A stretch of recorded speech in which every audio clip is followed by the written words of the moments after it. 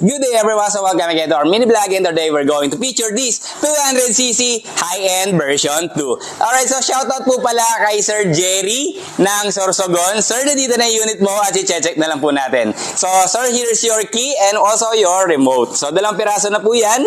Ayan, dalawang piraso po siya. So ito po, pasakan natin sa kanyang ignition. Ito po.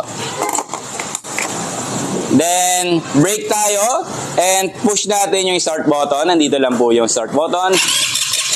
Ay, nakapatay. Ayan. So, try naman po natin ng kanya mga ilaw. Signal light to my left and signal light to my right. We also have here the headlight, then auxiliary light, then blinker.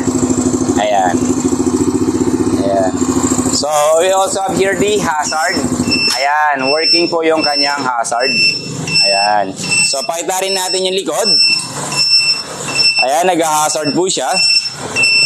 At sa kagandahan sa ating version 2, twin pipe na po siya. Binalik natin yung kanyang twin pipe. At saka may kagandahan ding panghatak. Ayan, o. May toe ball po tayo. Ayan, 2,000 pounds ang ating toe ball. So, ngayon, try naman natin siyang i-start. Let's go backward.